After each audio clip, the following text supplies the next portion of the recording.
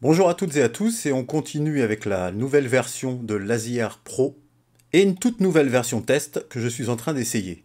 Sans plus attendre, la voici. Oh non, qui c'est qui a encore touché à mon Lazier? Bienvenue sur Explore Astro.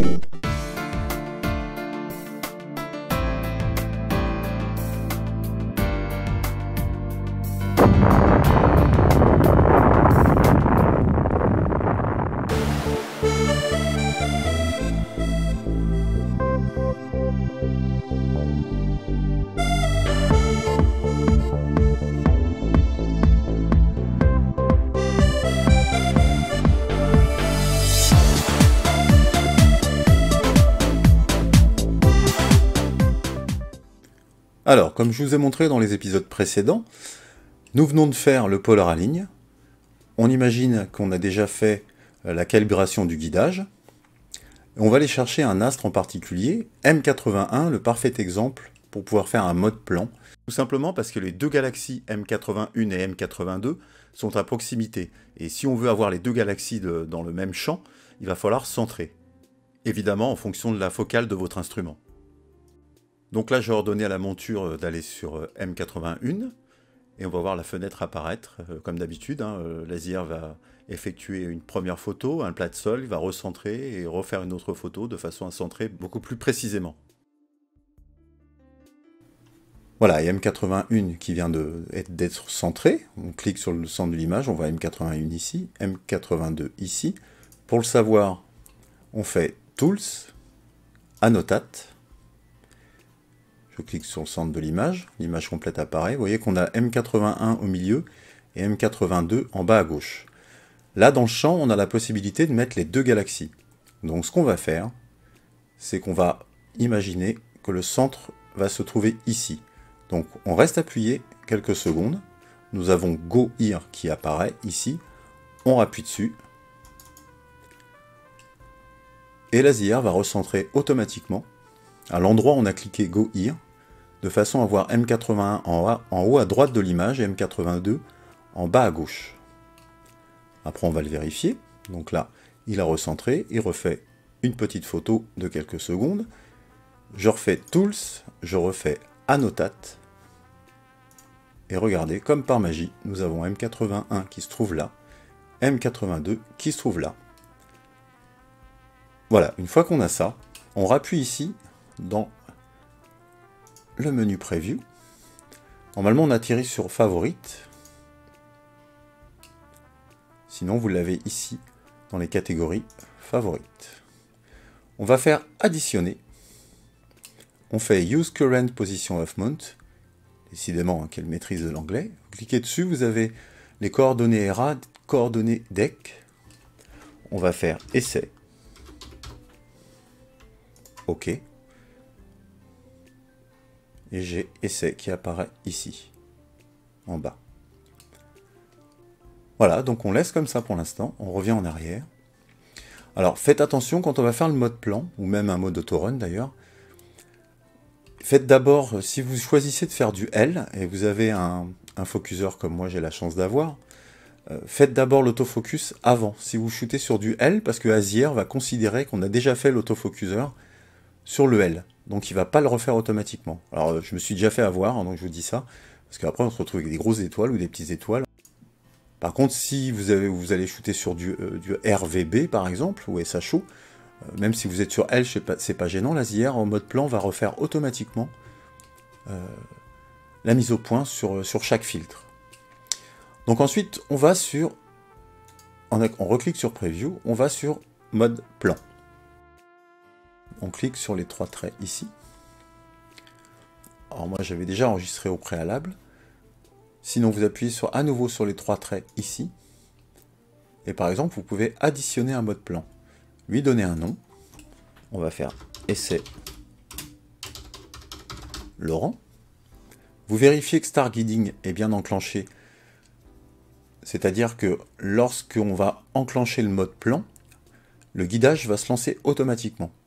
Automéridiane, ça veut dire que Lazier va gérer le changement de méridien automatiquement, va arrêter de prendre des photos, va arrêter de guider Et une fois que la bonne position au méridien sera fait, le guidage se fera et les photos vont reprendre. Vous regardez sur N options. Ici,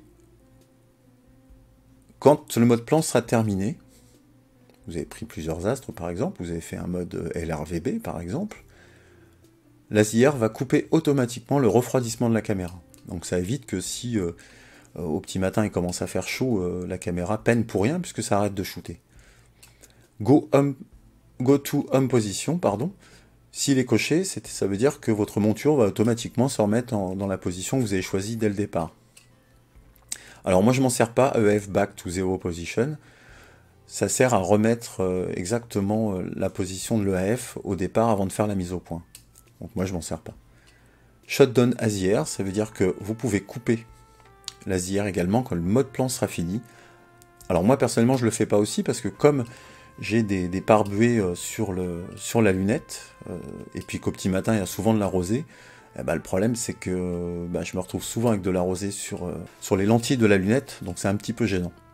Donc je coupe pas, par contre je veille surtout à couper le refroidissement de la caméra. Voilà, une fois qu'on a tout ça qui est fait, vous appuyez sur OK. Vous voyez ici en haut, on a Essai Laurent. On appuie sur plus. On va aller choisir dans My Favorite. On peut choisir sur n'importe quel... sur des IC objets, NGC, SH2, Sun, Planet, tout ce que vous voulez. Donc moi je suis sur My Favorite. Je clique sur Essai. Je fais Choose. L'essai c'est le cadre qu'on a choisi tout à l'heure. Vous voyez que les coordonnées ERA et DEC s'inscrivent à nouveau. Vous avez délai first, ça veut dire que l'ASIR va commencer à shooter au bout d'un certain temps. C'est vous qui choisissez en minutes, secondes. Vous partez si vous êtes trop près de la monture par exemple, pour éviter qu'il y ait des vibrations. Vous rentrez chez vous, vous coupez la lumière. Le temps de rentrer chez vous, si vous considérez que vous mettez 1 minute, vous mettez 1 minute. Et en fait, le mode plan va se lancer dans 1 minute. On fait OK. On appuie sur plus.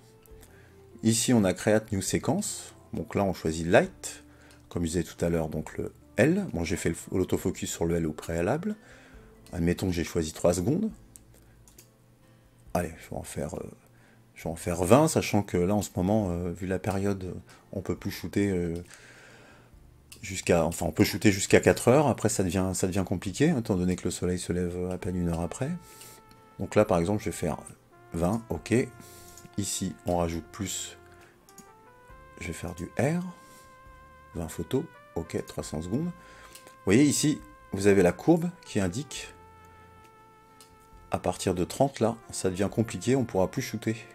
Donc 4h22, c'est limite. Donc on va laisser comme ça pour l'exemple.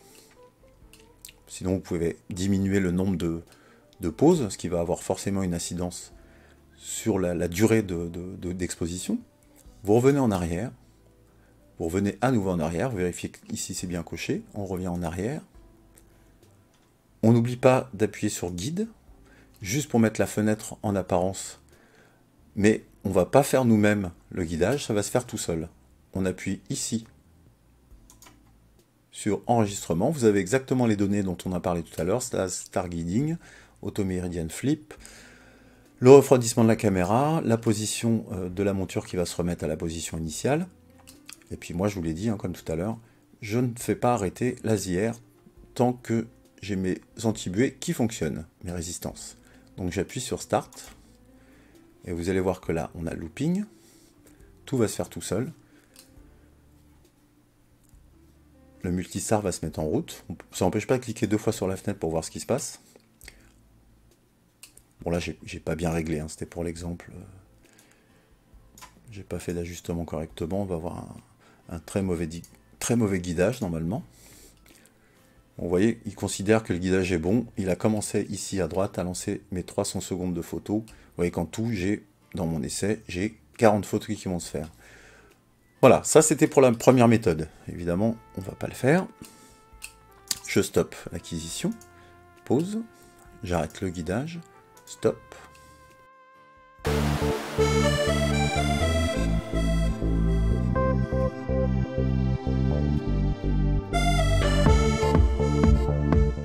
Alors, une autre méthode, si par exemple nous voulons prendre une photo et puis la réutiliser dans quelques semaines, quelques mois, il y a une autre possibilité.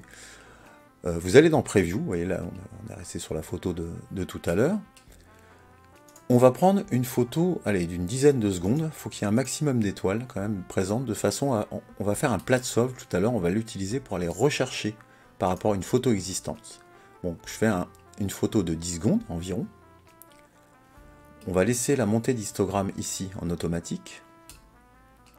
Et on va enregistrer la photo qu'on a prise. Vous voyez déjà en 10 secondes, vous allez voir que les deux galaxies apparaissent déjà beaucoup mieux.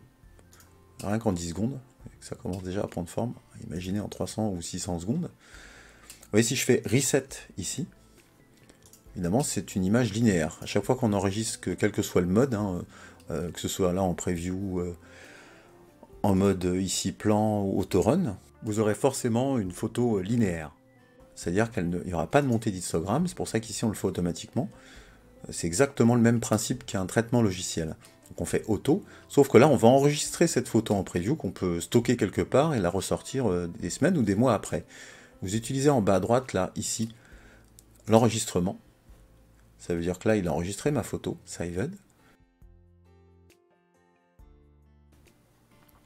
On va les chercher de la même manière tout à l'heure. On va par exemple prendre autre chose, on va les prendre en mode preview, pardon.